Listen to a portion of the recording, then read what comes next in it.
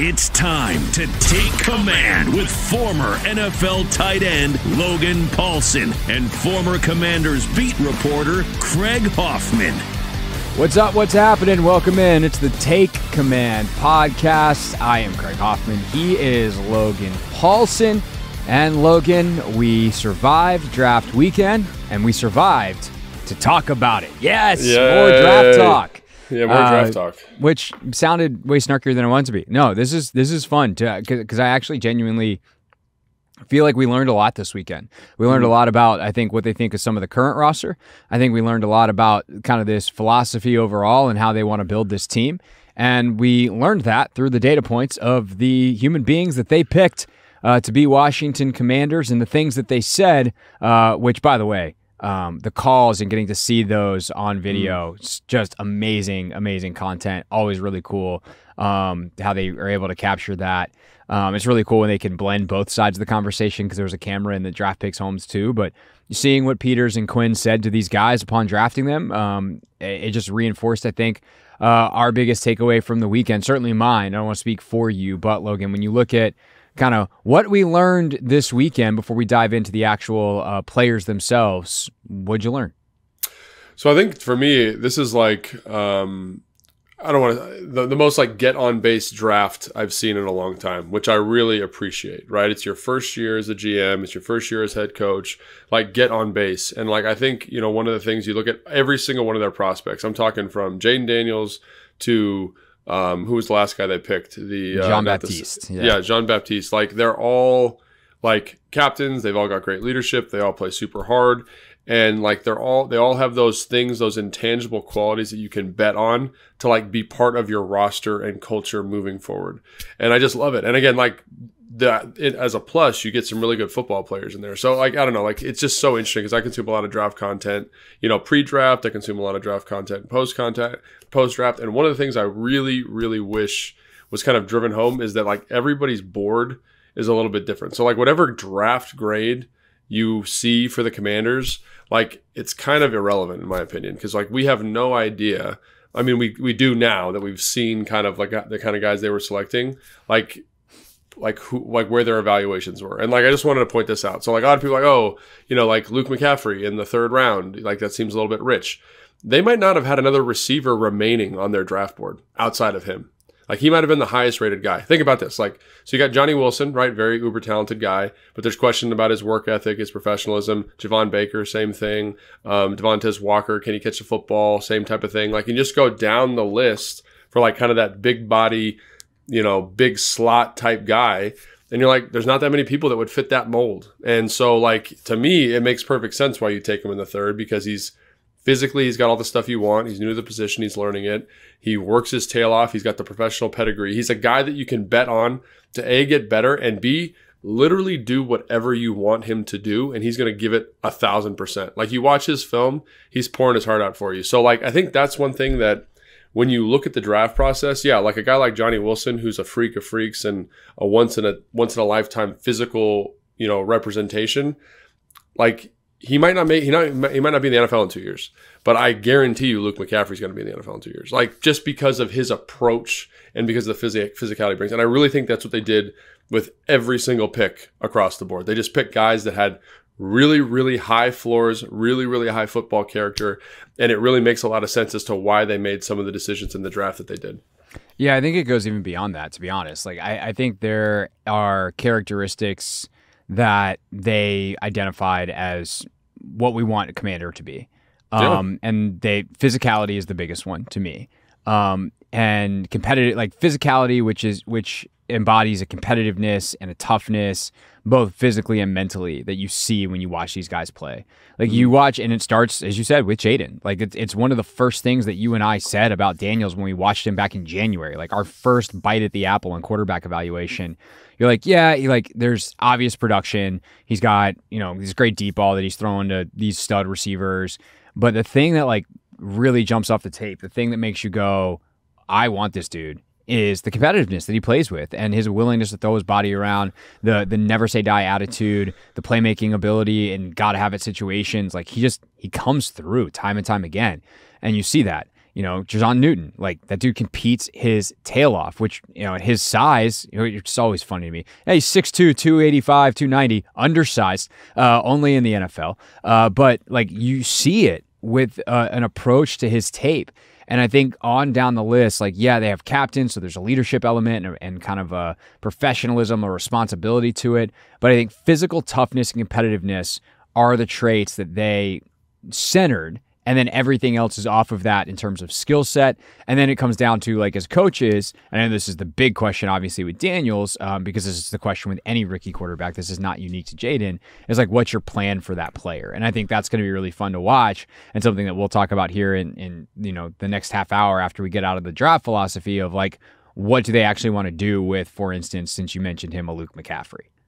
Yeah, no, I think I think you bring up a great point there. And the main thing is, like, you want to bet on guys that are gonna pour it out for you. You know what I'm saying? Like, there's been so many guys that you've covered, that I've played with, that I've covered when watching this team, where football is important to them, but they're not gonna die for it. And I feel like you got 7 guys, 8 guys in this draft, and they're going to die for the game. You know what I mean? Like, they are invested. And you say, like, how do you know that? Well, obviously they have more information than we do in terms of the ability to interview and interact with these players.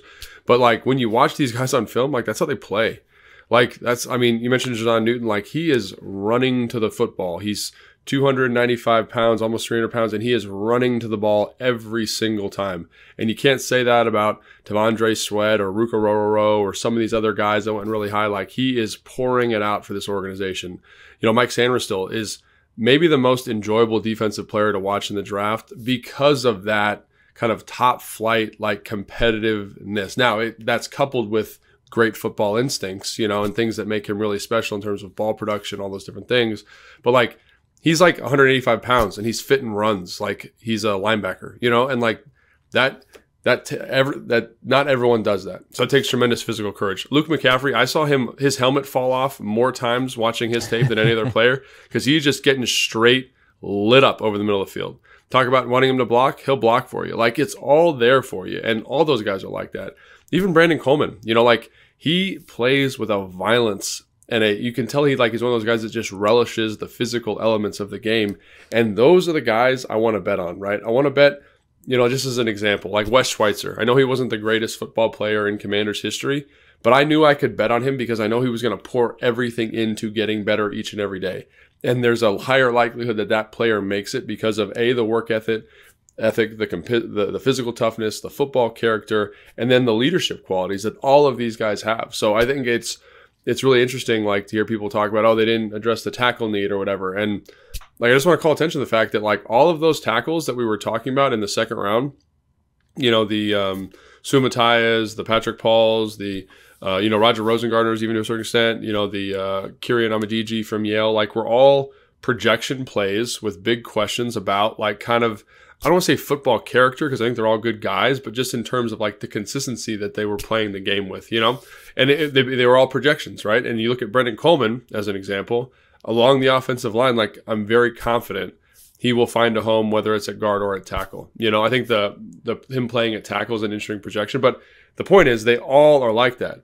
McGee, the guy from Temple, like, when you watch him play, like, he's an undersized linebacker, but plays his heart out, man. They're all like that. And I think that's something that's really cool about this process and watching these guys. And you can tell that that's how they put their board together, their big board. It was like, we want good football players, but the deciding factor isn't going to be height, weight, speed. It's not going to be traits. It's going to be this intangible element, and all these guys have it. So I think it's just a really nice first draft for this organization, and all these guys are going to, I think, not all of them, because, like, statistically that's insane, but right, they're going to be contributors, even day one, to a cultural development here, which I think is good value. Well, that's what I was going to say. Is it feels like they took year one draft and said, we are going to establish who we are. And it is, by the way, with their free agent class as well. They know that they cannot build a Super Bowl contender in year one.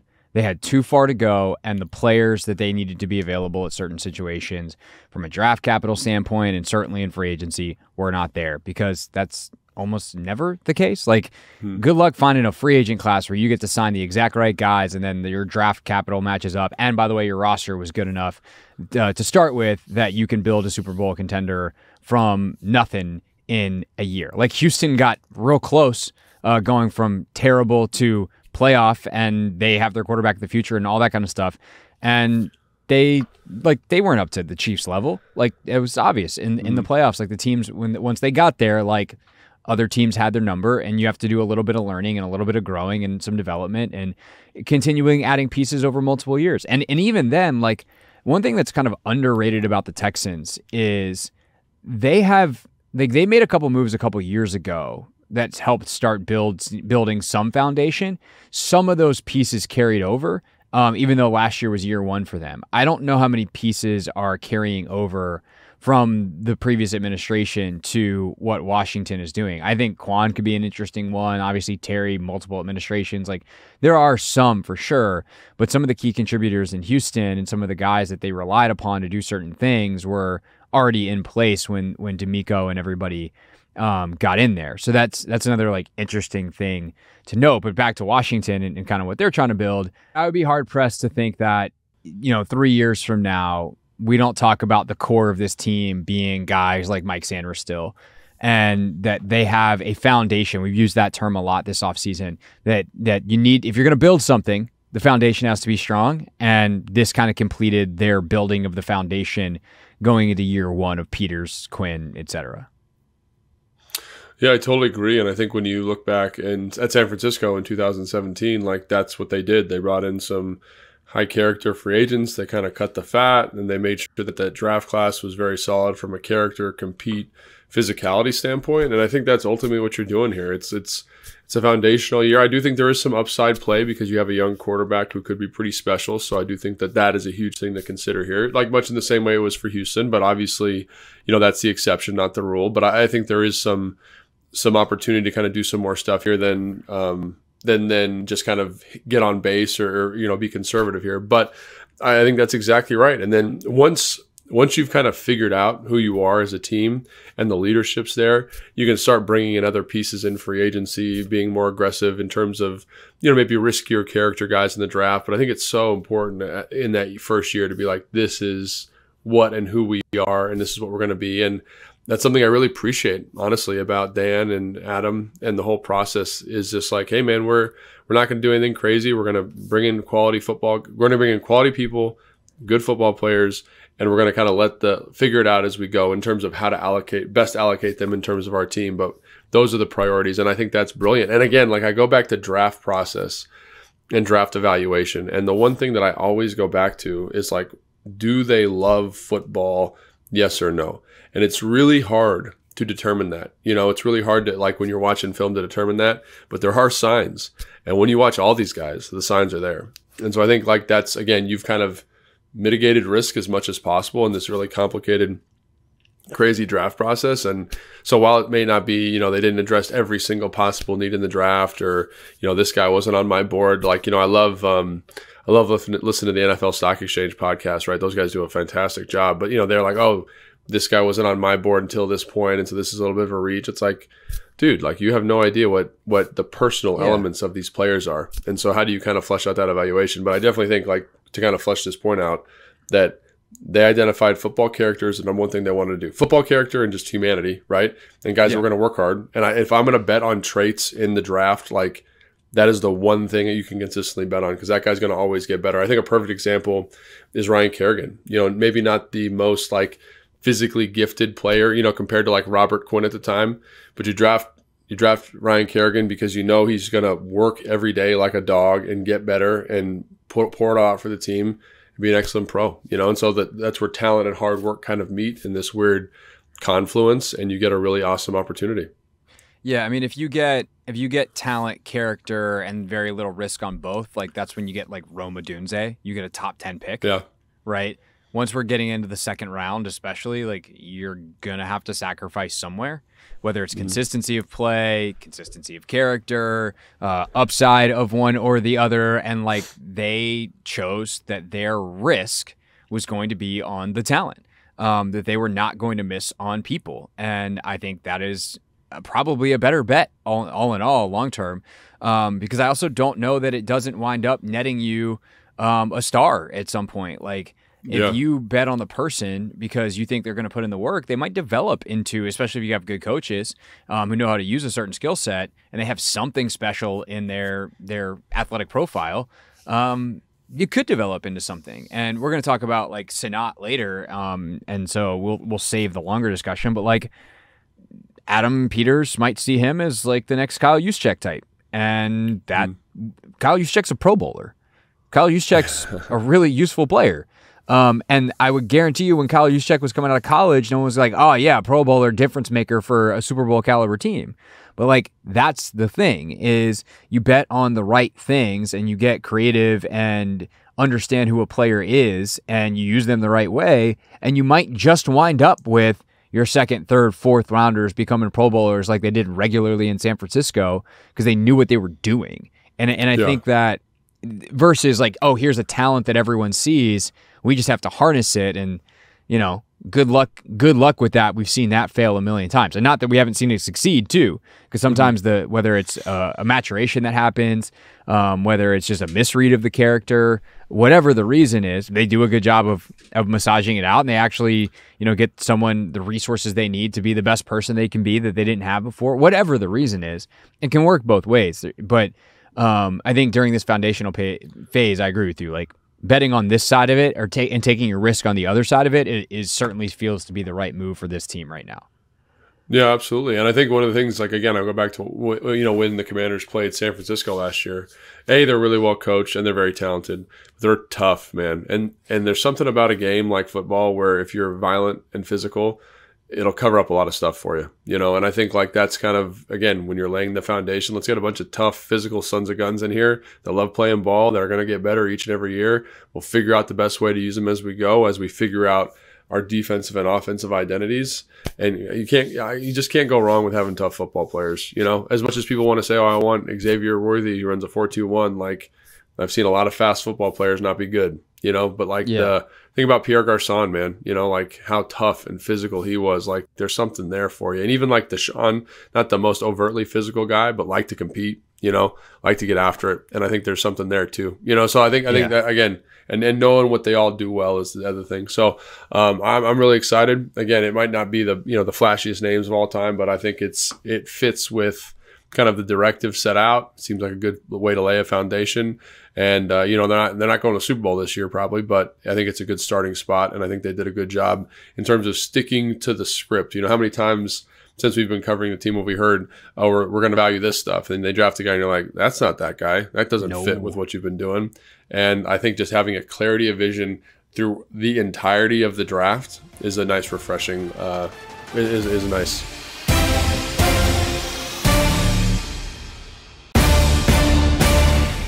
All right, let's get to the players themselves, Logan. And Adam Peters was stunned that he had the ability to pick Johnny Newton, number 36. I can't say I was stunned, only because there was a foot injury that caused some concern, a Jones fracture, which is a really serious foot injury. But Newton ultimately there for the Commanders. They take him at 36.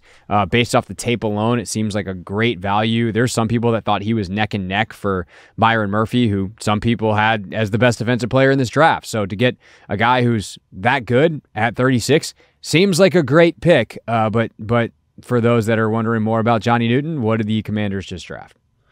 Yeah, so, in terms of my evaluation, again, we just talked about how that's kind of like, not worth anything because it's about the Commanders' evaluation. But, he's a guy that I liked a lot. I had Byron Murphy ahead of him by a margin. I had Byron Murphy in that kind of, what is that, 12 to 20 range, in my opinion. And then Jer'Zhan was probably 25 to 35, and so I did have him as a first round player, and I just thought he had to go to the right situation. So when he was there, I was like really surprised, because I think when you watch him, he uses his hands well. He plays really hard. He's got a good feel. He gets a lot of, I don't say junk pressures, but he just plays so hard. He like falls into stuff, which is awesome. He pursues the football well. He doesn't have like this elite bend. He's not elite twitchy, but like it's really, really good, And I think like when you kind of package it all together, how hard he plays, the hand usage, the kind of pass rush feel, coupled with like the plus athleticism. Again, it's not plus, but it's pretty good. I just see a guy like, I'm really excited to see how they use him on the defensive front. Like I just think about last year when Duran rush from the outside a little bit, and how that created so many mismatches along the offensive line. Like, is that a guy that can also do that? Can you line him up over the tackle, get a bigger body type out there, compress the pocket, and use these three kind of special players, not just as rotationals and kind of like hockey subbing each other, but as a way to kind of create mismatches along the front? I think so. And I think, like, again, you wanted to get better, more dynamic pass rush. I think he does this for you. And again, I think the floor is very, very high with him because of how hard he plays and because of his leadership. And again, like, he's a guy that's going to try to get better. He's got a chip on his shoulder now, right? Because he wasn't taken in the first round. It sounded like he thought he should have been taken in the first round. So I'm really excited. And I'm also excited because I do feel like this defensive staff here and now is going to have a more creative way to develop these players and a more creative way to deploy the players. And so I can't wait to see, with a talent like Johnny Newton, like, where this ends up going. Yeah, a lot of people, I did a couple of hits with our hosts and everything over the weekend, and the first question is like, well, what does it mean for John Allen? And they play the same position. There are three techniques, like on a baseline level. It doesn't mean they can't play together.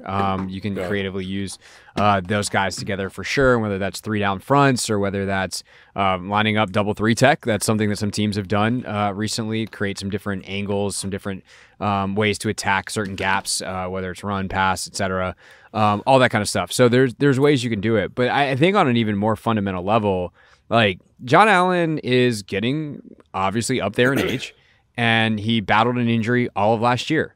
It'd be really nice to not have to play John Allen 85% of snaps, which it felt like you had to do the past bunch of years. Yeah, you're paying him a bunch of money to play a lot. I'm not saying John Allen needs to play half the snaps, but dang, it'd be really nice to be able to sub him out a little bit more to get the best of John Allen. And then, yeah, in a couple of years, like, he's going to be, I can't believe this already, but like, John Allen's damn near 30 years old. Contractually, if they want to, just the facts of the case are he's got no guaranteed money left after this year, so they can move on if they want to. But I think even more on that short-term, Logan, like, the ability to get more creative and maybe kick John outside as a rusher sometimes to potentially just not have him on the field as much. It's not necessarily, there's John Allen's replacement. Long term, realistically, yeah, he probably is. But it's also a John Allen, like, current maintenance plan that gets me excited about what John Allen can do this year, nevertheless what Jer'Zhan Newton can do. Yeah, I think that's a great point. Like, one of the things when I talk to some of my defensive line clients that are around the NFL, and just in terms of how they approach utilization along the defensive line, it's like, oh yeah, we want to, like, this team that I'm with, they want to rotate as much as possible. Like, one of the major advantages for the defensive line is that you don't have to play every snap. Offensive linemen do. So why don't I get the fresher, more productive, more explosive player out there as much as possible? And again, like, I agree with you. I think one of the reasons John's production waned a little bit last year was because he was just playing too much. Like, he can't be the best version of himself when you're on the field all the time, right? That goes for a lot of positions except for O-line. So I would say, like, having this piece in there, again, I think Ridgeway's a good player. We haven't seen Phil kind of develop, but having just another piece in there that says, hey, John, we don't have to, like, here, we'll give you a blow on first and second down, right? We'll let the young buck in there and play the 3 technique, or John Ridgway's in there, and just giving them more opportunity to keep their legs fresh, take the pounding off their body. I think that's 100% the right approach. And so I do think it makes the football team better in the short term. I think it makes John Allen better in the short term. And also, yeah, is it a contingency plan moving forward? I have no idea. Jer'Zhan Newton, as much as I like him as a player, might just be a guy moving forward. And that's fine. You need guys, right? He might just be a guy. But he also could develop into someone that you say, hey, we can replace John Allen with this player. So I'm not gonna speculate on John Allen's future, because John Allen is shown. We don't know. We don't know. John Allen might not be that good in this scheme. He might be the best version that we've ever seen. Like, we don't know. We don't know. And so I think, like, yes, is that a possibility? 100%. But I also think, like, in the immediate impact of this player is awesome. Right? Yeah. We get to rotate our guys more. We get to be more creative with rush packages. We added another explosive playmaker, hopefully, and we'll see how it goes from there. So I 2 years from now, 3 years from now, I don't know. Like, I've seen guys get drafted that are supposed to be the second coming or whatever, and that's just not who they are. That's just not who they are as a player. That's not who they are as a person, and you have to kind of adjust accordingly. So, we'll see what goes on. I hope the best for Johnny. I think he's going to be an excellent player. Hope the best for John. I think them working together is going to be great for the team. So, yeah, it's going to be really fun to watch how creative they want to get. Mike Sanders still is the next pick that they made. And by the way, we'll probably get through the second and third rounders today, and we'll look at some of the late round guys in the UDFAs later in the week on the show. But Mike Sanders still guy that I definitely had circled because of the character reasons. And, we talked about this the other day, but like Tirico, who knows the Michigan program really, really well, came on our show, and I was like, who's of all these guys, especially, Coulson, Sanders still, these guys that you're looking at second, third round, is there one that stands out as a Dan Quinn guy, as a guy in Mike Tirico who lives in Ann Arbor but has covered the NFL, and Dan Quinn for, as long as Dan Quinn's been in the NFL. And he's like, Mikey is your guy. And sure enough, I think you see it on tape. You watch the press conference, which I did, the conference call that he had with our colleagues in the local media, and like just his personality, the personableness of him, but also the competitive drive. Like it's all there, plain as day. And I think this is also a really intriguing pick, Logan, because to me, this answers one of the questions I've had, which is what do they think of Quan Martin? Or how are they going to use Quan Martin? And it would make sense to me that if they're drafting Mike Sanders still in the second round, Quan's going to be playing a good bit of safety this year, and Sanders still is going to wind up being their nickel guy. And then you obviously have Chin to play with as well as kind of that big nickel, et cetera, in terms of the machinations of the secondary. Yeah, and I think like when you look at Dallas and what they did such a good job with kind of those, multi-safety sets, kind of position, almost like the basketball thing, positionless basketball. You know what I mean? Like are you a linebacker? Are you a safety? Where do you fit? Are you in the post? Are you in the box? Are you a run support player? Are you blitzing? And you've got guys in Quan and Sanders still. We'll see. Obviously, like with the young guys, I'm always a little bit tentative to like anoint them as the second coming. Like his film's amazing, but we got to see it at this level. But then you got like your Percy Butlers, your four, like these kind of bigger body athletes that can kind of do a bunch of different stuff. That you mentioned Jeremy Chin as well. Like I think it's going to be really cool. That's one of the things I'm excited now for the offseason is just how do you use that player, that skill set in conjunction with Quan, who is arguably one of our better defenders, not arguably, was one of the better defenders on the team last year, especially down the stretch. So like Quan, I think, is an interesting guy because he played outside, he played inside, he played safety. That was one of the alluring parts of him when he came here from Illinois last year. So does he bump outside? Does he come back inside? Is he a box player? He's the Buffalo nickel. Like does, Mike Sanders still did play a little outside at Michigan. I don't see him doing that, but I think you get a lot of flexible skill sets. And with a coaching staff that has shown, through their time in Dallas, obviously Dan in Seattle and Atlanta, shown that they can be creative. I'm just really curious to see like what they end up doing with these guys and how they best utilize all these different football players. I mean, because that's really what they are. They're not DBs. They're football players, and they're really good football players. So that's going to be something that I'm really, really excited to watch over the course of OTAs, minicamp, and training camp. Is what shape does this thing take? What packages are they used in? Because you could draft Sanders still and have him be kind of like your 3rd and 10 nickel player, right? Or your kind of sub nickel player, right? And Jeremy Chin could be in the box, and Luvu could be a defensive end, and Bobby Wagner could be on the sideline, and like you could just. And then maybe the other 3 rushers are defensive tackle. You could do a bunch of stuff, but we got to figure out who is best at what. And it's still so early in the process. But I think the ultimate thing I come back to is you get a guy in Sanders still, and you talked about like his football character's like off the charts. Like Saban said the same thing, best pound for pound player in the country type of stuff, right? And when you watch the film, that's what you see: a guy who can blitz, a guy who can tackle, a guy who's got great coverage instincts and great footwork. So I say to myself, I want him on my team. We'll figure out how to use him. And I really think it kind of falls in this bucket of, we're not drafting for need. We're drafting best player available. And I think he was the best player available at the time. I think it was the same thing for Johnny Newton. And I think you just get two really good football players that fit your kind of pedigree and what you wanted to identify in terms of people. And you say, we'll figure out how to use them when they get here. He's the most Commanders player on the board. Like for what they want the Commanders to be. And all the things that we've talked about with the character and why they love Jaden and why they love these other guys that we're talking about. Like nobody embodies that better than Mike Sanders still. And I think I heard it was Nate Tice talking about the Brock Bowers pick that I thought he made a really good point on the Athletic Football Show, where he said, at first you're like, this doesn't really make a lot of sense because you don't really need a tight end. You just drafted Mayer, like, what are you doing? But there's so many times that we do that on draft day, then a year later, we look at what a team could have done, and it's like, oh, they passed on the best player available who's now killing it somewhere else. They should have just taken the best player available. And that's why you do it, is because the league changes so fast. And, a year from now, Chin's on a 1-year deal. Maybe they look at Forrest and Butler and they're like, these aren't our kind of guys, which I have no reason why they'd think that based off what we know of them necessarily going in. But like, who knows? That's the point. The point is we don't know what it's going to be a year from now. What we do know is on the board in front of us right now is this guy that we think is a really, really talented football player that is the ultimate character guy from what we want. So just take him. Like, don't overthink that, where are we going to play him? Nickel, outside? What does that mean for this guy, that guy? Like, yes, you need a plan. And I think that, the classic like Puka Nacua example of what happens when you have a plan for a guy and that plan, that's the best possible outcome of having a plan for a guy. But at the end of the day, if you've got a glut at a certain position, and unless it like quarterback and what Atlanta did with Penix is a whole different conversation. So take quarterback out of it. As long as it's not quarterback. And honestly, even with that, like, I kind of get it. You know what I mean? I kind of get it, but like we'll talk about that more on a different show. Yeah, we can talk about that on Thursday. I think it's I get what they're trying to say. It's an indefensible decision.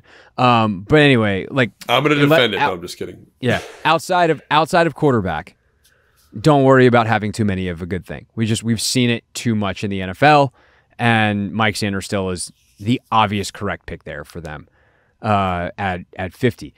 Ben Sinnott, 53. Now we get to have the football discussion about him, the Kansas State tight end / H-back / everything. He lined up in the slot, he lined up outside, and I thought it was really interesting that Adam Peters invoked Kyle Juszczyk's name. He said he blocks like Kittle too. He said he blocks like both those guys, but it does feel like this could be his Kyle Juszczyk, who he takes in round 2 here. What do you see from him on tape, and how versatile can he be in the NFL? Yeah, first off, I don't think anybody blocks like George Kittle, but I do think like when I didn't say it. Adam Peters did. Yell at him, Logan. Yeah, I'm with you. But I think the thing about Ben Sinnott is that I understand the comparison with both those guys. So like when I first watched Ben Sinnott, I had the same exact idea. I was like, this is Kyle Juszczyk. He's a guy that can play fullback. He can line up outside. He can beat linebackers in one-on-one situations. Because the cool thing about having a guy like that on your roster, right? So like what makes Kyle Juszczyk such a wonderful chess piece is that defenses have to match that personnel with base defense. Unlike two tight ends where they can match you in nickel, if you have a fullback in the game because of run fits, you need to add another run defender. So if he wants to, if Ben Sinnott can play that H-back, fullback, tight end hybrid role, it's going to do wonders for your run game, like right off the bat, right? And then you say, well, now you've matched in base defense, and now I have a player in Ben Sinnott who I can line up in the slot or line up out wide, and I have a very high degree of confidence that they can beat a linebacker or a safety in one-on-one situations, right? And again, like he's got to grow and develop into that role, but I love that pick because of that reason. And then when you go to the Senior Bowl, I think this is one of the benefits of going to the Senior Bowl and seeing these athletes there, is he blocks better in line than I thought. Like he didn't really do it a ton at Kansas. Like not that he couldn't do it, but he didn't do it a ton. But seeing him block big ends and like throwing his face in there and playing with that physical edge and then running his routes and able to create some separation at the top, like because his route tree at Kansas State was kind of like these seams and kind of languid corners, which worked for the concept, but you didn't see the suddenness, right? And so I saw a more sudden mover. I saw a guy that was competitive in the run game. I saw a guy that was physically tough. And again, if he can grow into that role that Adam Peters described, physically he looks like he can. Like physically, like right off the jump in terms of how they used him in college, it's not like a big jump, but talk about a piece that would be awesome in terms of dictating matchups with personnel, dictating responses from the defensive personnel, and a guy that I think has significant pass game upside. It's really exciting. And again, you look at what Zach Ertz brings as a receiver, and this is something totally different because of the down and dirty approach that you get from that player. It forces different adaptations from the defense. So it's a very exciting pick, I think, a guy that I liked a lot coming out. And I think, people say, oh, well, look, Logan, you had Jared Wiley ahead of him, right? But I think for what this team needs and the way he described the role, taking him here makes 100% sense because Jared Wiley doesn't fit that role. Theo Johnson doesn't fit that role. No. This is the guy that fits that role. I also think it's interesting because for as much as people associate like 10 personnel with Cliff and people are like, they need more receivers, and they obviously got one, but they need more receivers because they're going to be 4 wide. It's like, no, as you look at Cliff's last 3 years in Arizona, they played in 12 a lot. And the funny thing about Sinnott is like when he's out there, are you in 12 or are you in 21? Like, that's the beauty of it, right? Like, do you count him as a fullback?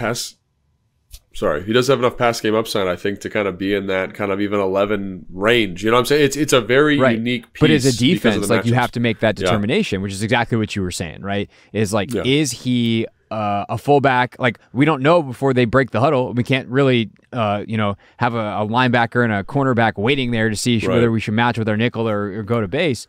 So we probably treat it like 21 most of the time. But that's the thing. Is like Cliff used 12 personnel a ton. And Sanat now gives you even more versatility within that 12/21 personnel because of who he is. And I think Cliff will definitely lean into that in the ways that Kyle Shanahan has with Kyle Juszczyk. So, just adding to kind of that chess piece thing, because people don't associate that kind of stuff with Cliff. Like, I actually think Cliff has shown that already, and nevertheless, will continue to evolve with that here in Washington. Yeah, 100%. And again, when you watch him in 2021, like Max Williams, the guy from Minnesota, he went to Minnesota College. He was drafted by Baltimore, but they used him kind of like a fullback. The problem with Max Williams is he's like 6'6", like 265. So some of those insertion blocks, some of those counters were just tough for him to move around and make those blocks. And I think with Ben Sanat, because he's a better athlete, he's a little bit more compactly built, he can do that stuff a little bit more reticently. So maybe that package expands, So again, I think it's a wonderful pick. I think it fits the role, especially when you describe the role. There was no better player in this draft to fill that role, and I see the value there in the second round for sure.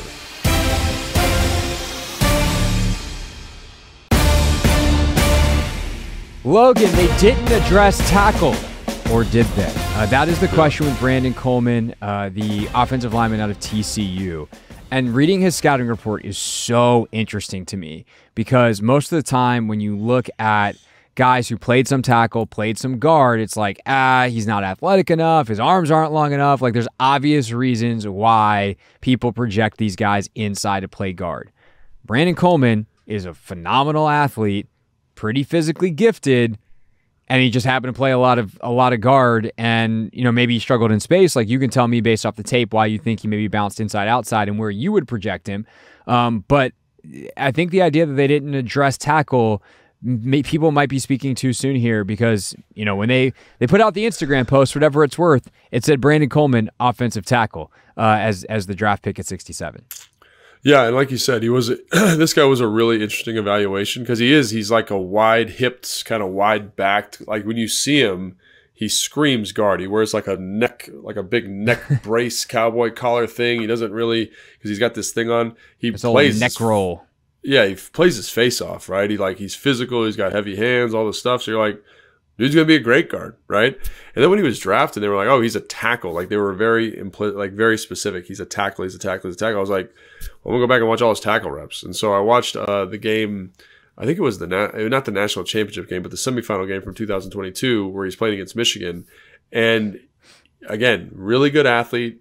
In space is like, I thought it was going to struggle, but he has a really good feel for the pass protection line, right? And so one of the things about having a good feel for that is, like, he can angle set at a really nice level because he's pretty quick, right?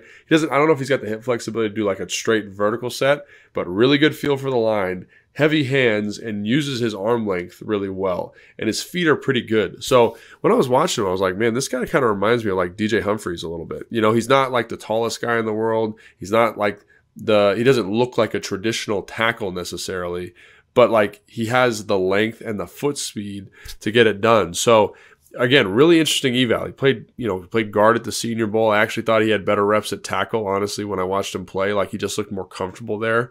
And again, going back and watching his tackle stuff, I was like, maybe.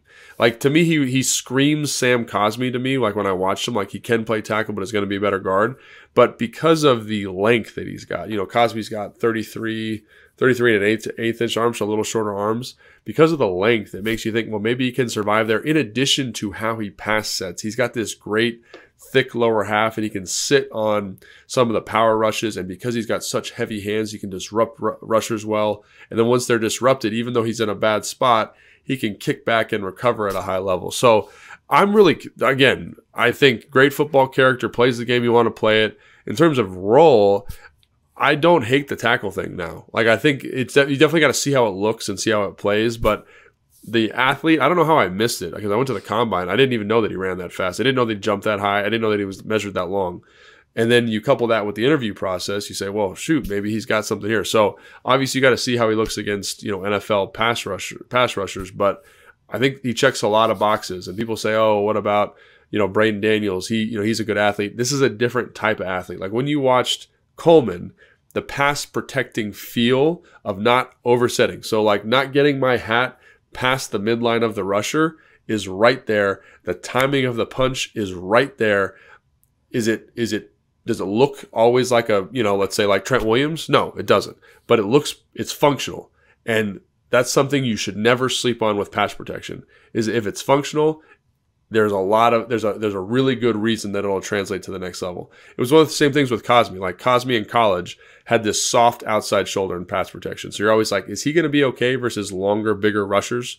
Those deficiencies are not here with Coleman in the same way. So again, there's not a ton of reps, but the reps you do see, the feel, the timing, the positioning, and the ability to sync on power are all there. So maybe this is a guy that kind of grows up and fills out that tackle role for you. And he did play left tackle, so I think it's worth considering. He did. He played a lot of left tackle, actually.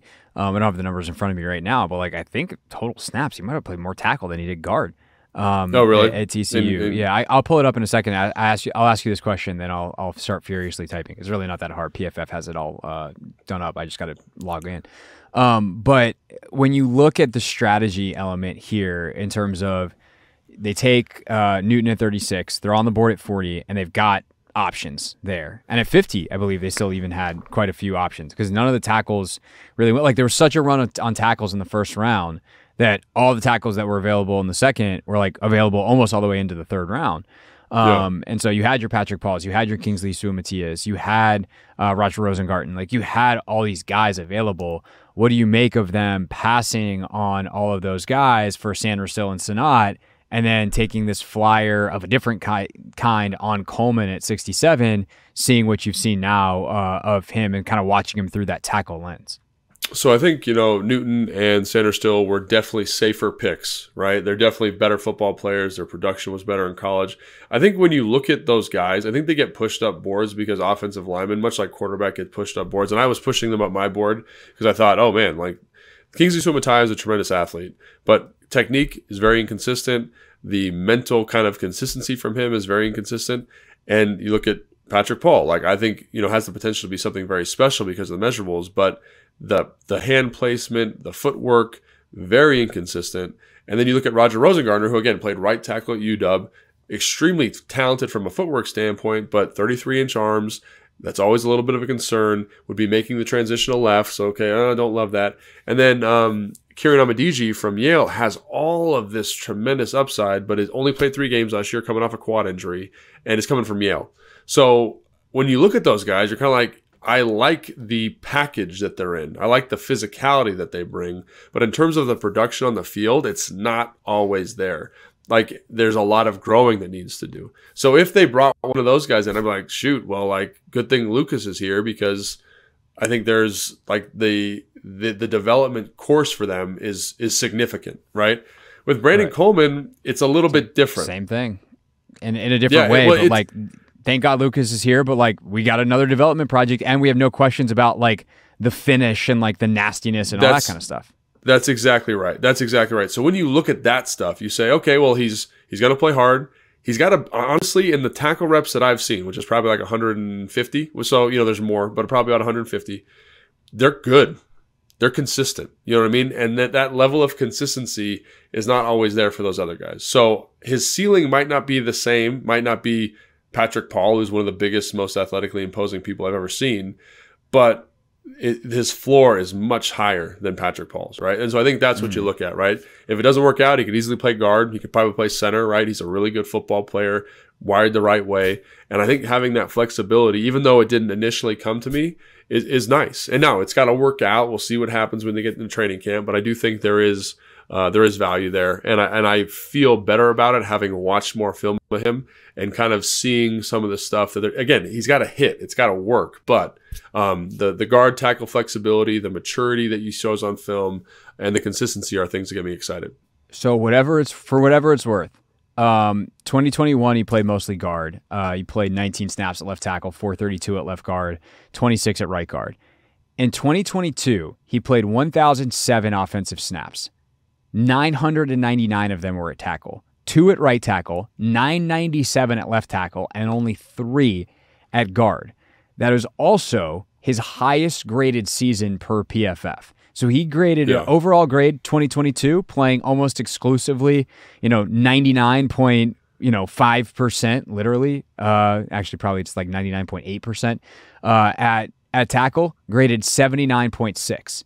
In 23, he split 465 reps at left tackle, 255 at left guard, and his overall grade dropped to a 57.7. So, for whatever it's worth, this one season he played at left tackle almost exclusively was his best season per PFF. So he's got way more tackle experience than guard experience overall, and it seems like that's where he's better suited.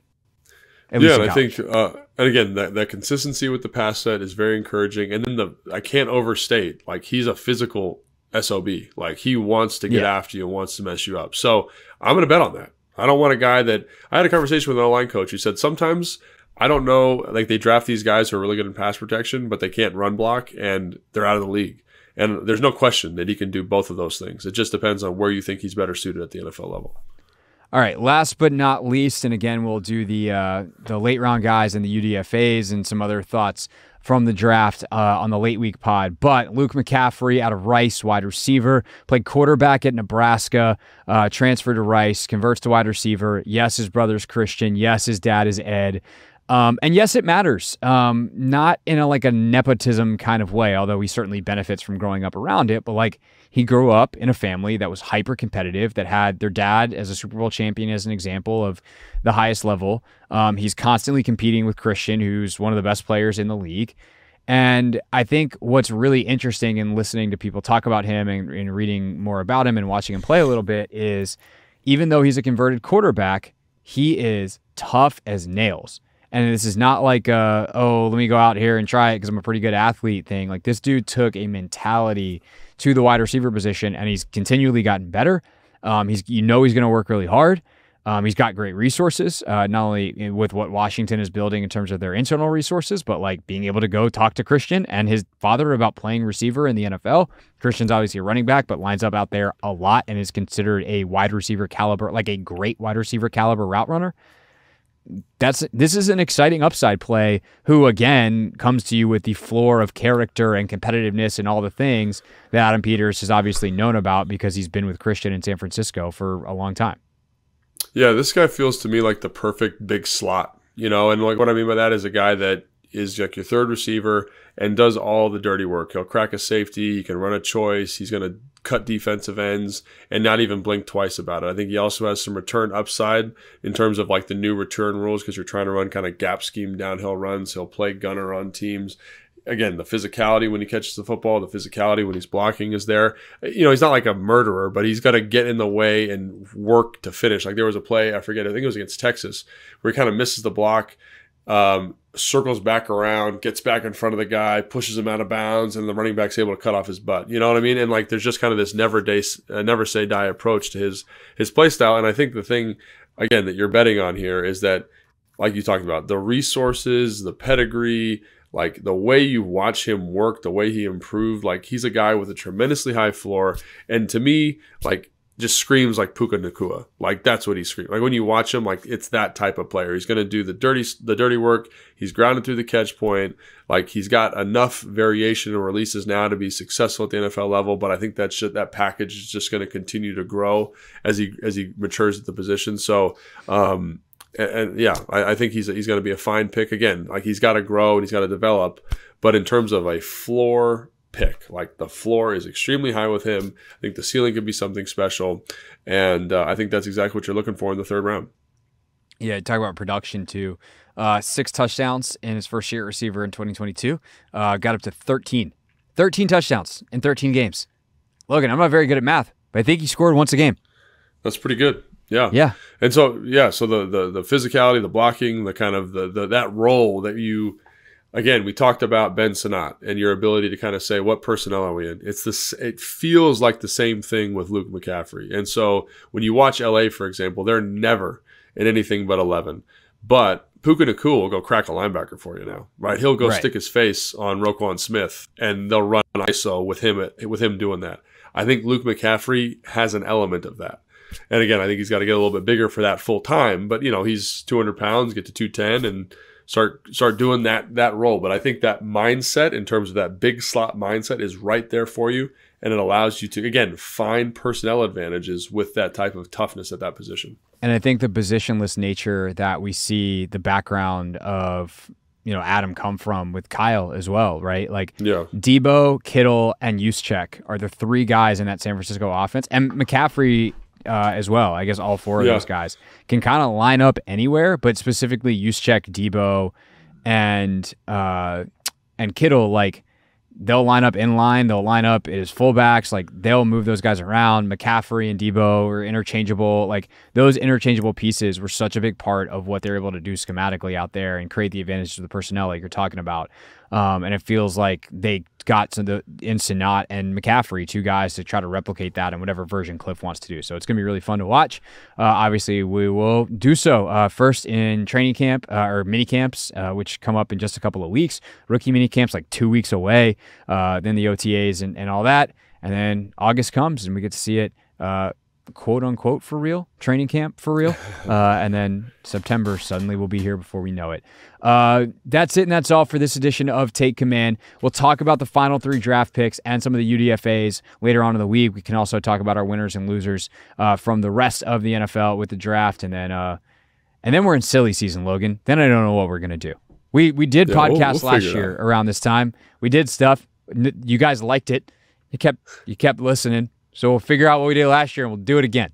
Just the 2024 version. In the meantime, thanks for listening. If you are new and you are just checking us out for the first time, then hit that subscribe button. We're here twice a week in your podcast feeds. For Logan, I'm Craig. We'll see you next time on Take Command. Thanks for watching this clip of Take Command, which has a brand new home. That's right. You can watch on YouTube at the Team 980. You can also listen to full episodes in the free Odyssey app, which is now enabled with Apple CarPlay. So we'll just, follow you around.